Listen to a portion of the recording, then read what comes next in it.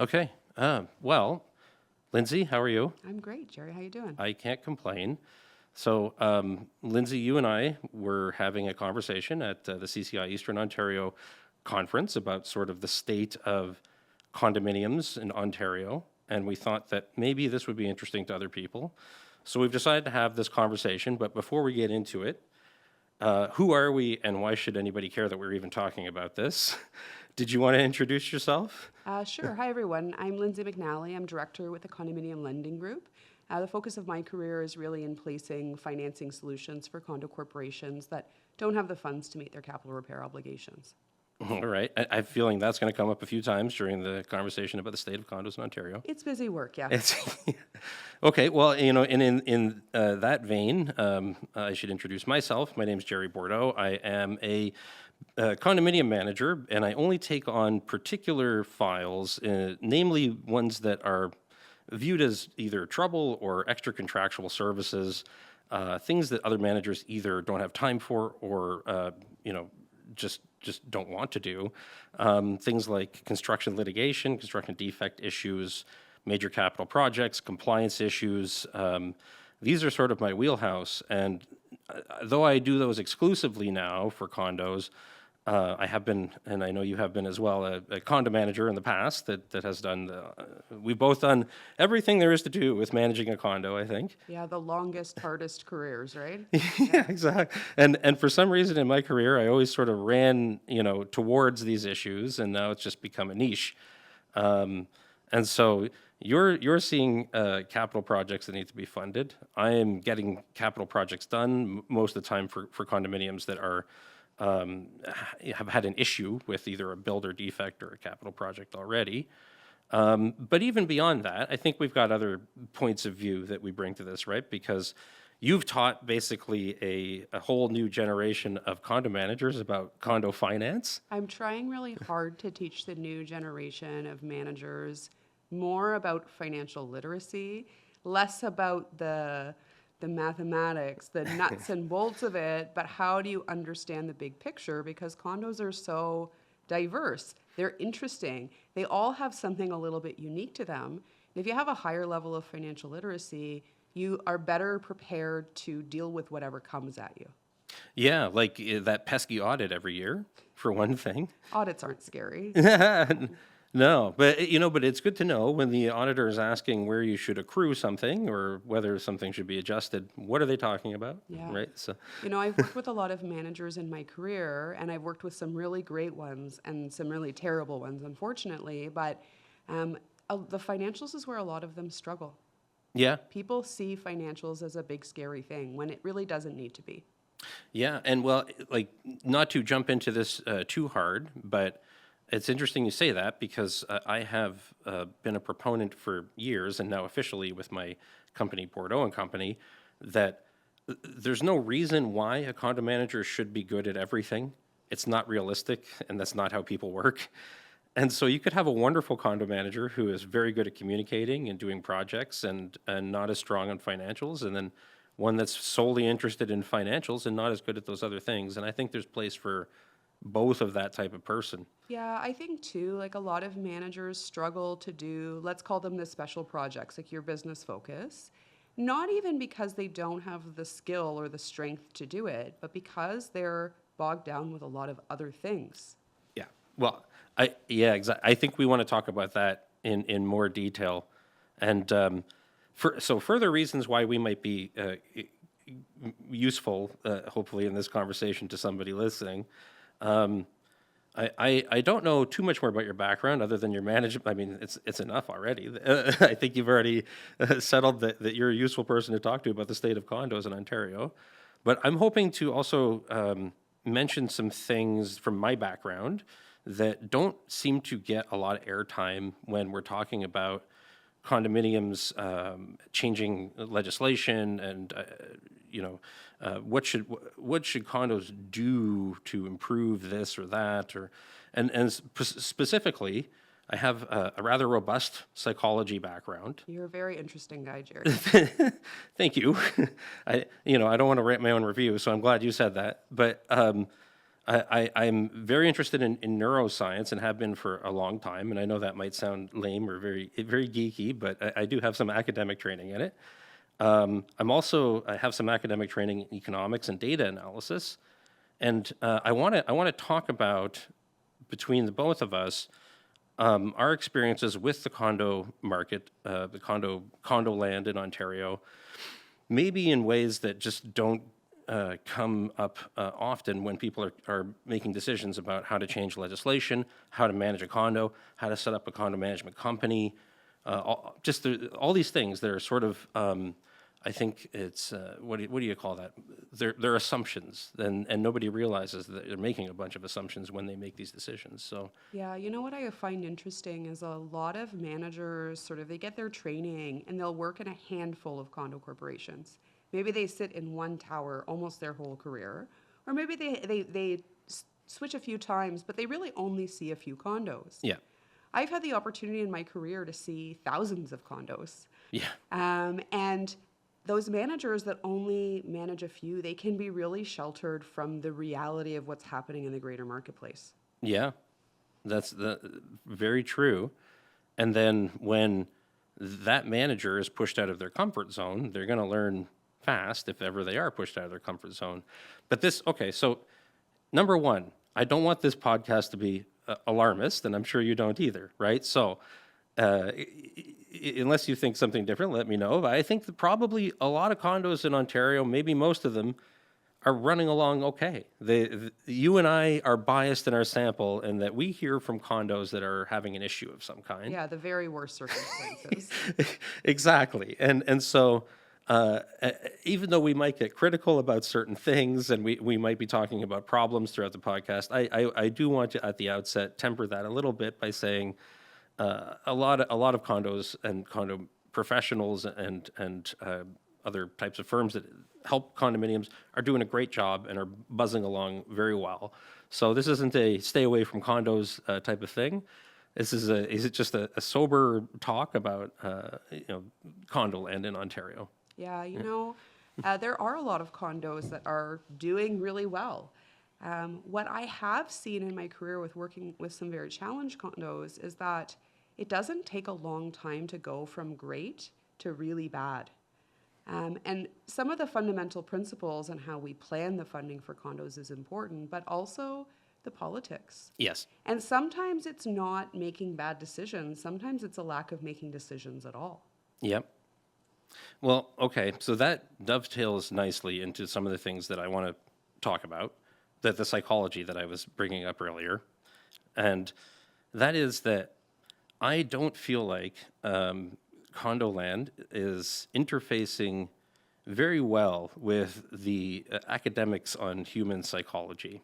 So you mentioned that you can have a very proper condo that's going along with no problems, and then suddenly there is a political issue. Maybe that's from a unit owner who has taken issue with something, or it's from one of the directors doesn't like one of the other directors. In my experience, and boy, have I had some of those with this particular topic, it's often because somebody has a clinical problem. Like, you're not going to sit there and diagnose them, but you will notice that you're going to run into, because they form a decent percentage of the human population anywhere on the planet, people with personality disorders that are on the dark track, people who legitimately are psychopathic and don't care about anybody's emotional state or what is right or wrong or have any of those considerations. And I'm going to throw this out there, and I'm wondering what you think about this. When I started managing condos, not that was, ages ago, it's been about 10 years, I noticed that I didn't have to deal with as many of these types of issues as I do now. And I think it's not because these people didn't exist then, but the barriers to making a scene were higher. So there was no easy tribunal or easy administrative body to reach out to wrangle your condo into an issue. You'd have to maybe even rely on a court and put up a lot of your own money to do it if you were really thinking there was a problem. And the technological, sort of the outside of condo world social environment has changed to the point where it's now more acceptable to be disagreeable all the time. And it's easier to find a voice if you're disagreeable because it's so easy to do something like what we're doing right now. It's really interesting that you bring that up because I'm going to feel like an old person when I say this, but I've been working in condos for 23 years. Okay. And when I first started working in the condominium space, email wasn't a thing. The digital environment wasn't a thing. We had a team of managers that all shared one computer, and we only used it for typing letters. So everything was done. Fax, snail mail. People didn't really carry cell phones still at that point in time. And so the immediacy of the market really has, I think, brought the temperature up in terms of people's expectations and therefore their reactions. I also noticed about 5 years ago, just as I was exiting the condo management space and moving more into the finance space, I really noticed a difference in the level of decorum that happens in meetings. And I really think that some of that is the politics that are happening on the world stage. And I don't really care what people's individual politics are, but the challenge is that in the media, what we see, what people perceive as reality, because a lot of people are uneducated in these subjects, a lot of what people perceive as reality is that it's okay for someone in a position of leadership to behave badly, to call people names, to make rash decisions that are mean and reactive. And I do see that trickling down en masse into society. Yeah, so I agree. And I think it goes, you're right. So if leaders are behaving poorly outside of condo land and they're setting an example, then people will, they'll adopt that when the social norms are stretched.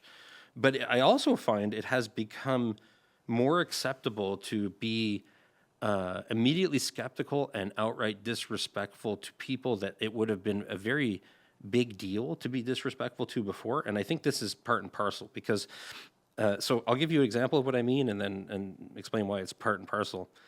I have seen more and more instances lately of directors and unit owners being disrespectful to engineers and lawyers, which 15, 10, 20, 30 years ago, especially, you're impugning a professional here. And that used to come with more of a social stigma, right? Now I just see people, they say whatever they want about whatever. And obviously, if you see the leader doing that, and it not only does it give you a reason to behave like the leader, but it also gives you a reason to think, well, all leaders are like that, so it's okay for me to just impute the worst to leaders. Yeah, we all carry these little high-power computers in our pockets now, Yeah.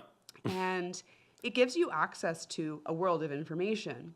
And what do they say? A little bit of information is a very dangerous thing. Yeah. So because people can easily research topics, they sort of hold themselves out to be experts when they're not. Yes. Absolutely. I've been seeing a lot of ChatGPT replies to all kinds of things. And the problem there, I think, is less to do with the information ChatGPT can provide and more to do with the person using the tool, right? Because humans are heavily biased and OpenAI and others, Anthropic, whoever, they know that. And so they are incentivized to create a program that will not argue with the user. Interestingly, this is something predicted by Isaac Asimov over 80 years ago, that if we made a robot, it would be scared of hurting our feelings. And it's true, right? So the responses I get are usually not the rational response you get from making a clean prompt to ChatGPT, like, be honest and ignore my biases. What do you think about this? ChatGPT would probably do a great job of producing something reasonable. That's not what people are typing into it. ChatGPT is not always doing a good job. Because I am also an educator and teaching adult education and financial management for condo corporations, I see a lot of people trying to use it to do their for sure. assignments. And the first thing is, like, it's very obvious that it's been written by a computer. But second of all, sometimes the things that are being produced are just wildly wrong, like Yep. nonsensical, have nothing to do with the instructions or the numbers that it started with. It just makes stuff up. Yes. So ChatGPT and all of them can do that for sure. Here's a question though. Are people more prone to that or less prone to that than an AI? Oh, I guess we do all make things up in our head a little I bit. find people are worse than AI. Yeah, but at least humans tend to retain the original information that they were working with. Yeah, you'd hope. Yeah, You would hope, yeah. yeah, yeah. So okay, so this is an interesting topic because we are unknowingly, or maybe somewhat knowingly, we're beating around a particular, I think, bush here, which is just humans interfacing with the systems we've set up for condos. What are human capabilities like? Can they even follow the regulations that they have to follow right now?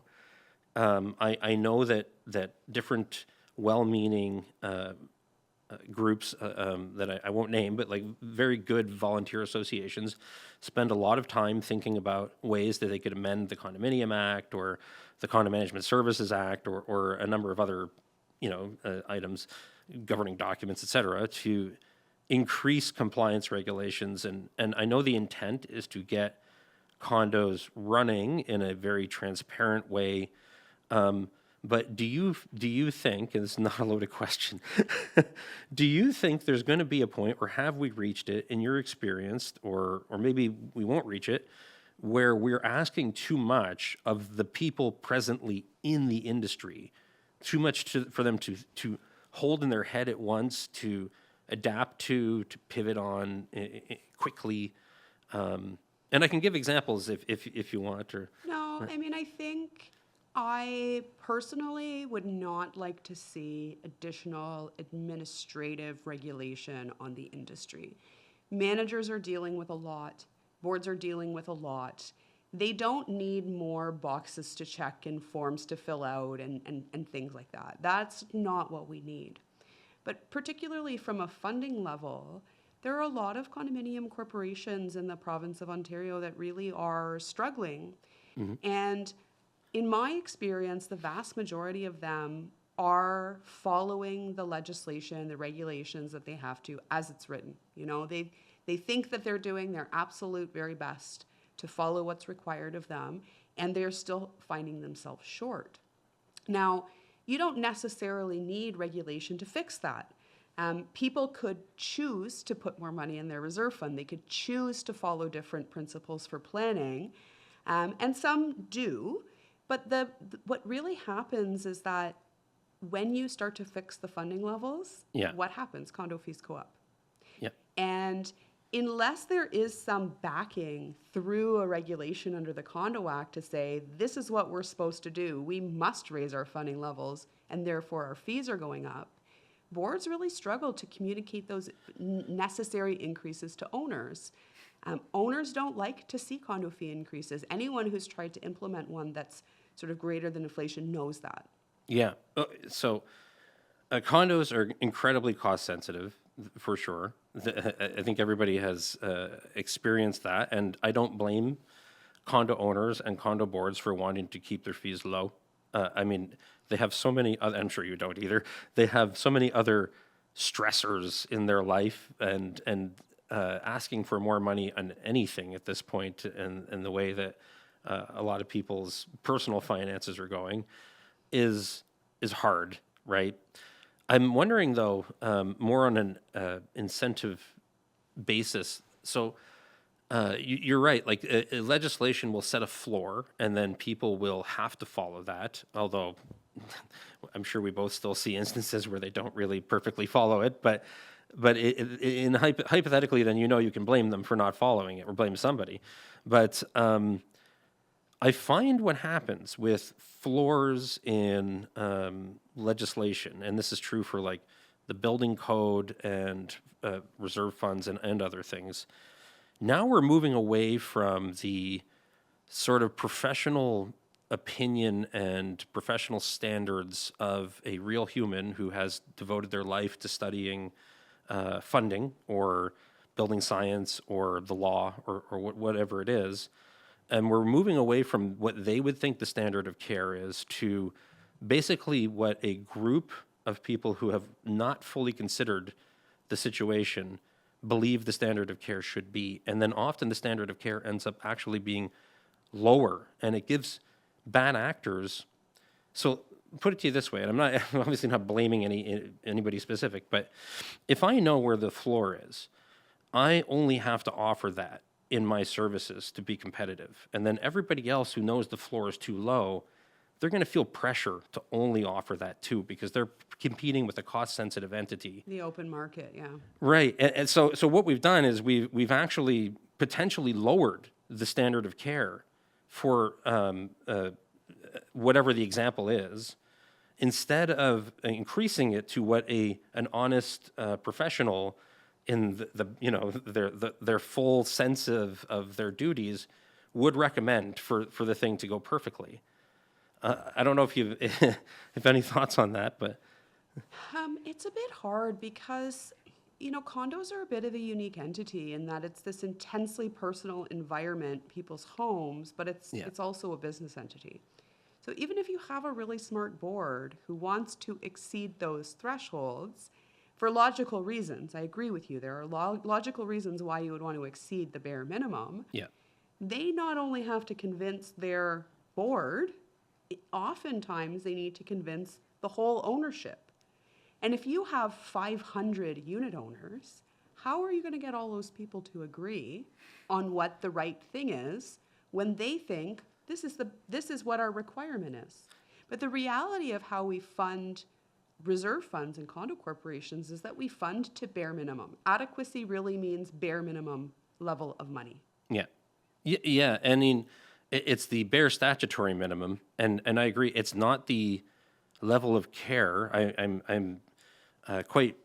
I have some strong opinions about the reserve fund plans that we receive that are statutorily compliant and well done. And I'm not imputing anything on anybody in particular, but there is evidence that is available to anybody that these funds are not the best that we could do, and maybe even are just ignoring a lot of data science. So, for example, there is the Canadian Actuaries report that has shown that reserve funds in Ontario or for condos are generally underfunded. I think it goes a little bit deeper than that. I think they sort of suggest that the reserve funds are not sustainable long term. Right. So it's not just an underfunding issue, it's a sustainability issue. Yeah, so that is an issue. So if you take Statistics Canada data for building materials, labor, and all of this stuff, and then you run simulations on what a reserve fund, a probabilistic plan would look like to match what the future might be, according to, like, you'll never know what the future is, but you can make data science estimations and assumptions. It will never look like the plans that we do right now. No, I've seen a couple of, I'll say smart engineers working in the Of course, market yeah. who have tried to implement reserve fund plans that have more reasonable inflation measures. So not measuring to CPI, but measuring to the reality of how that's a good example. projects are inflating. And the results are always really staggering in terms of the level of condo fee increases that are required. Yep. If I'm taking 40 million in projects and I'm inflating it by 16% annually, it gets really expensive really fast. But that is the reality. That's reality, though, yeah. Have been inflating. Now, right now, again, I don't want to be alarmist, but right now, inflation for construction seems to be a bit more reasonable and stable than it has been, particularly in the last 5 years, because the COVID-19 pandemic really threw us for a loop there. But even before that pandemic, construction price outpaced consumer price inflation by a large measure every year for at least 20 years. And the Canadian Institute of Actuaries report really showed us that. So what's reasonable? Now, when you're planning reserve fund cash flow, there is a correlation to the amount of interest you're earning on deposit. Yeah. It's meant to kind of also cushion for some of those inflationary pressures, Do you you see a lot of 3% returns and then you look at the history of it and it's like, this is not realistic. Yeah, well, I think right now, 3% is not a bad assumption for inflation. But in the past, Oh, I it mean, definitely wasn't. sorry, I meant the interest The- that oh, sorry, the you're gonna interest, earn, yeah. on a deposit, Yeah. and it's like, yeah, I don't know how realistic that is for a cash deposit sitting in a. But the thing is, this, I know this. The engineers, they're all smart. They know this. They have a floor that they have to hit. They're doing their job. Yeah. There's no doubt. And you're right. It's going to be a tough sell, like you're saying, to tell people that, well, you know what, the floor that's been set by the government is not necessarily the reality of the situation.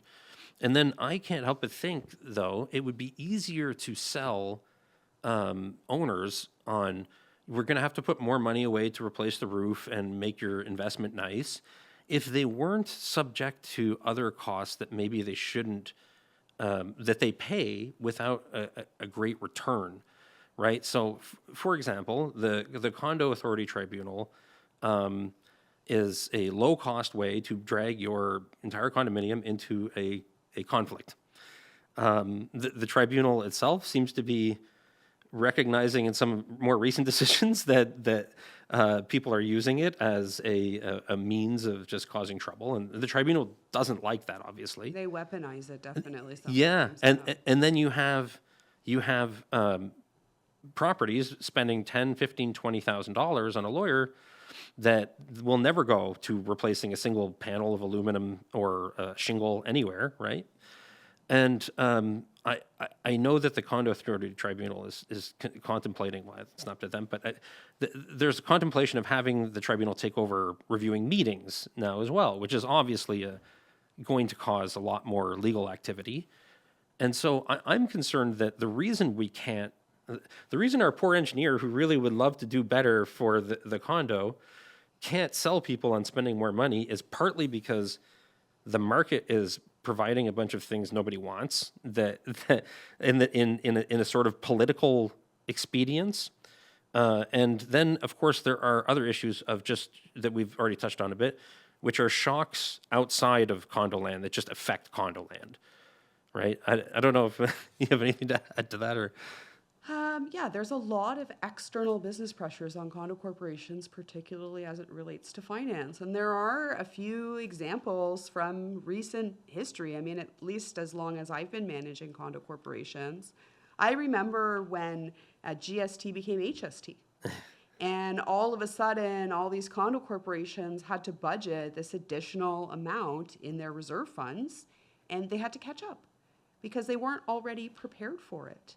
There's changes to building codes for safety security reasons. I remember too when all condos had to install guards around the tops of their elevators and in their machine rooms because those never really existed before.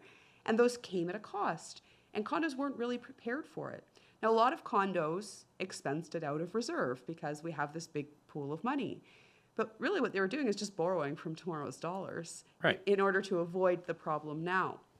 So these external shocks happen, and instead of adjusting funding plans, you scrounge money and you pay for it, and then you deal with catching up your funding later. Yeah, in 3 years. Yeah, in 3 years, and then it's never matches the plan that you got because these shocks. And it's not like the engineer is doing something wrong. They don't know that's going to happen either, right? So, I find that in a systems thinking sort of way, all of this bleeds in together. We've got increasing administration and difficulties with legal burdens.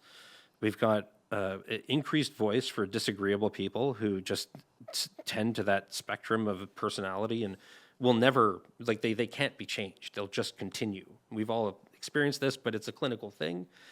You've got boards that are volunteer boards that are very well-meaning, that the complexity of the marketplace ends up being a cognitive burden on them. You've got managers who wake up in the morning, have no control, no locus of control over their work, have anxiety. There's a million articles about how to reduce anxiety for property managers, and then they've got their working memory going. And this is becoming more true. I'm seeing it of other professionals too, who there's not enough to deal with this complexity. Everybody's got their working memory limit. They've got what they can do with that day, and they're going to forget additional steps and regulations and whatever, which causes a whole other problem that they have to deal with the next day. And then they sit there bathing in cortisol, stress hormone, all day, which ends up affecting their hippocampal region, their prefrontal cortex. Basically, your fight or flight hits. You lose your ability to do as much rational thinking. You can't access your long-term memory as much, and you're just flying on adrenaline. Yeah. But what does that all do, right? That yeah. trickles down. It impacts our health. Yeah. It impacts our weight. It impacts our relationship. And it slowly degrades your quality of life. Yep. And sometimes you don't even notice it or realize that it's happening. Yeah, 100%. I did not look this way 10 years ago. I was in great shape and had no gray, all right? I haven't changed a bit in 23 years. I believe you. Yeah. But yeah, so this is a systemic issue. And then all of this increased costs, and all of these costs increase, and it kills the marketplace for condos too, which is something else we're seeing. And you are providing an amazing service, by the way, and you're not paying me to say it. Thank God that there are lenders in these situations to help condominiums who are stuck. Yeah. I mean, listen, for me as an individual, I have helped a lot of condo corporations as a manager come back from, we'll call it the brink, Sure. from very difficult situations. In my own personal life, I have had to really struggle myself to get to a position where I'm, happy, healthy, financially stable, all of those things. And I really see the impact of this stuff on communities. Consequently, one of the things that I'm truly passionate about is the affordability of our housing. Yeah. Right? Making sure our housing is affordable, but also maintained to an appropriate level that maintains, right health and safety, unit values, all of those types of things. And loans for condo corporations are a very powerful tool to help kind of maintain that balance. Without them, a lot of people would be out of their homes right now. Yep. And that is a reality of the market. It's a bit hard because when you look at a condo corporation, it's a corporation, it's a business. So when there's a funding shortfall for a business, the answer is, well, we'll just collect more money. But in the condo environment, we have to remember that money comes from humans who are taxed and stressed and bathing in cortisol and don't have their own financial resources. We have really difficult mortgage qualification rules. So it's a barrier to entry in the marketplace. New homeowners coming into condos, they tend to max everything out just to get in. And then something unexpected happens. What are they going to do? Well, if everyone has a fire sale on their condo units in a condominium corporation, that does harm unit values because it creates a very competitive market. People need to sell quick and they bring their values down. That hurts everybody. So loans are a tool to prevent that issue in a condominium environment. Yeah, I agree. So there's like your interest rates are set in a very transparent way, and so this is a poor comparison in some ways, but there's a lot of economic debate about the utility of a place like a payday loan center, right? Which is not what you guys are, and that's not my point. My point is, though, that people will put moral freighting onto lending when people need it, but it's a valuable service that functions very well for society when people really need it. I think that you guys are doing a solid service, and that people would be in big trouble without it. And I think we'd probably both agree, though, even though you've got that your business model, boy, would it be nice if condos could afford their lives. right? Like, Yeah. You know what's really interesting is when I am out consulting with communities, talking to unit owners about the idea of putting a borrowing bylaw in place for a condo corporation, there's often hesitation from, usually it's a smaller group of unit owners, but they think that it's some terrible thing that they have to borrow money in order to maintain what is their home. Well, if you look at other forms of housing, they are using loans as absolutely. tools to maintain their assets. Single family housing, social housing, rental housing, they all have loans on their books, Yeah. you know? Yes, or yes, and single-family homes, the owners of those properties have the luxury, if they want, of letting their asset go to waste, which is just another way of borrowing. You're just, again, like you're going to discount that when you sell it in the future. Nobody's going to, let's say ceteris paribus, that's what would happen, because there's market factors that sometimes don't allow housing price to go down. But it's not something that condos can do. Yeah, in a single family environment too, you also have the opportunity to keep your maintenance costs lower. And people tend not to understand this in a condo environment. Condos are often thought of as an affordable option for housing because they are often less expensive to buy. Right. But in reality, they're a form of luxury housing. Yes. So if I'm in a single family home, I have the choice. I can buy a lawnmower for a couple $100 and I can cut my grass every week. Or I can hire a landscaper and that comes at a greater cost. In a condo, you don't have that opportunity to make a choice. The choice is made when the condo is constructed, what the condo does and does not cover and maintain. That's right. Yeah. Yeah, I know. You're right. It is a luxury product. You're delegating a whole bunch of decisions to other people, so you don't have to think about them, and that's the luxury of it. But because the units individually are sometimes cheaper than a home, people think it's a step on the ladder to something else, right? Yeah, I don't necessarily know that delegation is always the best thing. You know, if I personally were ever to buy a condo unit, I absolutely would be running for my board. I would be the person making the decisions because these condo buildings sometimes are quite complex. Now, we have a lot of very simple kind of business structures and construction styles, but especially the newer architecturally unique buildings. Don't get me started. They're very, very complicated, and I don't want, Joe from Unit 101 who has no background, no training, to be the one who's accountable to decide how we're going to maintain short-term and long-term those assets. Yes. So as somebody whose primary business venture is dealing with building envelope leaks, I think that every building should be a box with a sloped roof that comes really far out over the walls and the eaves. Yeah.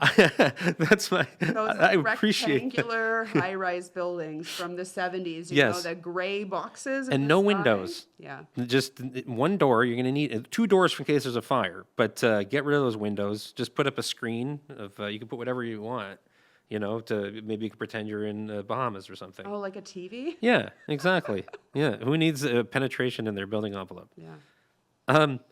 So I think at least when we were talking at the conference and now, what I'd like to see more of, and again, it's not a criticism of my peers who spend so many hours dedicated to condos and like you said, sometimes often at a great personal cost.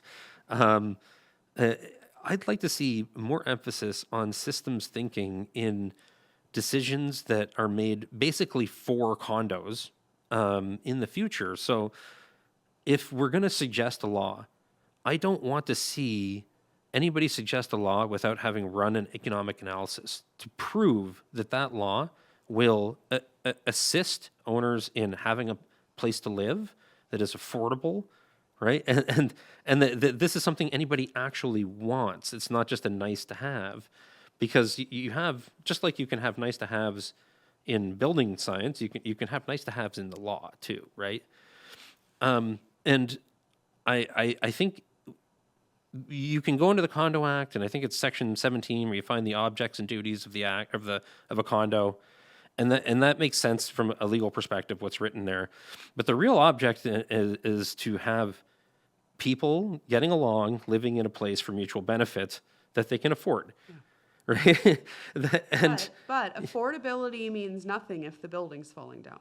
well, that's not affordable either. Like so, when a building starts to fall apart, I mean, it's pretty easy to show this in the math that you are costing yourself more money by letting, and I know you know this, by letting the asset go to waste, and it's exponential, right? Like things are fine and then they fall apart all at once. Yeah, and if you don't have the money for that project, then you delay it a year, and then the next project gets pushed, and it gets more expensive, and it compounds on itself. Yes, 100% it does. Yeah, exactly. And I don't want what I don't want to see going forward though is again, this is just me, so la di da. But I don't want to see things that will cause more stress to the humans that have to run these buildings. Like just right flat out, I think the cat taking over meetings is a terrible idea that can only help vexatious people and won't actually move us toward the actual object of why do condos exist in the first place, right? Which we lose sight of in the day, or at least I think it's easy to lose sight of in the day-to-day of planning how to organize the law around condos. I pick on that because it hasn't happened yet, and it's a prime example of something that will be expensive for an unclear return. Yeah, I mean, one of the challenges that I see with the Condo Authority of Ontario and the CAT is that I've always thought it was a bit of a misstep that they didn't really have condo professionals working in that space. Now, not to discount the very extensive and impressive resumes of the people on the board of directors there, but a lot of them are, condo unit owners and condo board members, and they have dealt with one condo in their lifetime, right? And they don't see the complexities of the greater market. And I think that, if they did have some experienced individuals, they could have better prioritized their efforts in the past, but also now. Yeah. For me, it was last year they were making a change to the requisition process. They were doing some forms. They were making the requisition process easy. And I thought to myself, well, the process to requisition a meeting for owners is actually the simplest process in the Condo Act. It needs to be in writing. It needs to be signed by 15% of unit owners. Those are the requirements. And the thought from the CAO was, well, we're doing things to improve governance in condos. This is a good thing. Okay, maybe, but that's not really the governance that needs fixing. Now this year they're finally fixing the proxy form, which itself was a very specific barrier to good governance in condos because people didn't know how to use them. Yep. I've been to meetings where half of the proxies were invalidated because people didn't know how to fill them out. Yep. That's not good governance. So, better priority, I think, would be good. Yes. From a regulation perspective. I 100% emphatically agree that like these are not the things to be concentrating on in how many condominiums right now are getting requisition forms in. There's some, but that is not a primary concern. And I know that the pending, if they're ever proclaimed changes to the Condo Act, there's a good section on there about requisition. I can't remember all the changes that they want. There's so many. But I guess what I'm saying is you're giving a great example of what I'm sort of warning about, and my overriding message I think would be for me today is that it is a mistake to forget when you're suggesting, not you, I keep saying, when anybody is suggesting, I'm sorry, Lyndsey.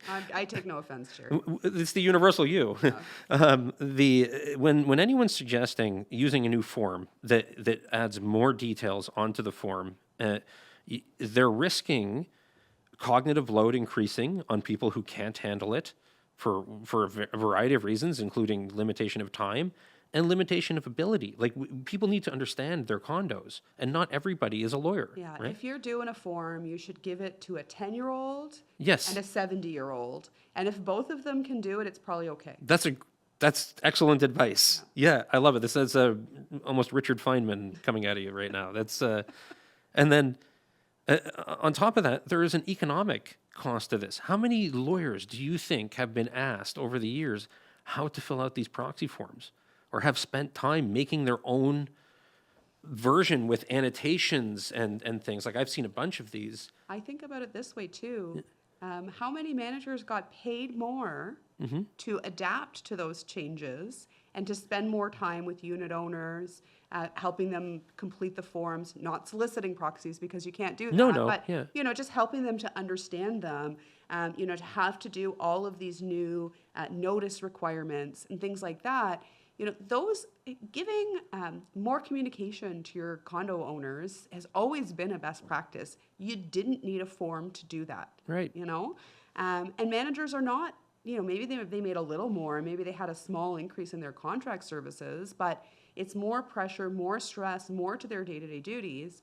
Actually, it takes away their ability to effectively manage the condo and communicate well with the owners of the property, because the forms aren't great. They don't read well. Not only do people have trouble filling them out, people have trouble reading them and understanding them. You are a condo expert, right? I don't want to give myself that label, but I know what I'm doing. When I get a pick, right, it is not, I can understand it because of previous training, and so can you, but if I'm receiving that as a unit owner, it's useless. It is a useless thing that condos have to stress over, and it's another document that, if not done correctly, can be used to prejudice the condo and its board and its manager and whatever for an error. And some of it requires heavy speculation. Some of the points in a periodic information certificate don't even really make sense. I'll give you a couple examples. Sure. Like, for one, it requires you to report on the reserve fund budget for the current year. Yeah.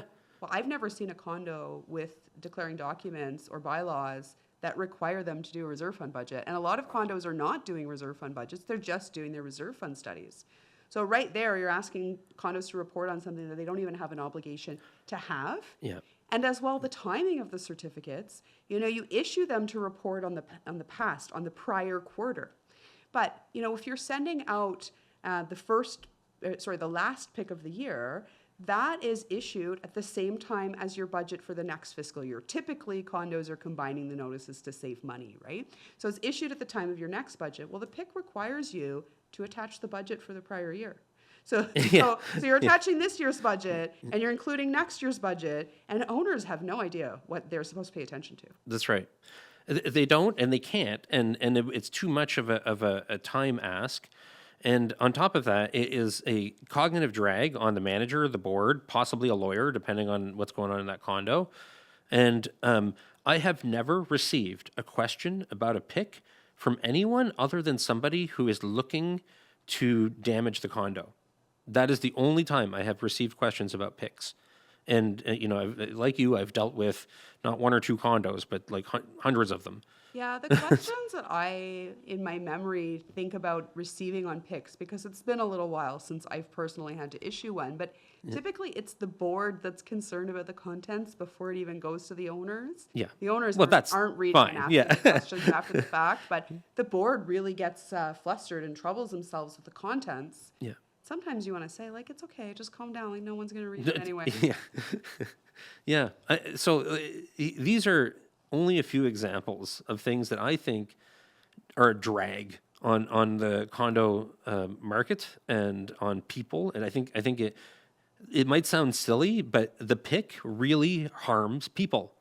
At the end of the day, when you make a form that is mandatory and useless, you are harming people. Yes. And I don't think people who are designing the way that these things work are necessarily thinking about that all the time.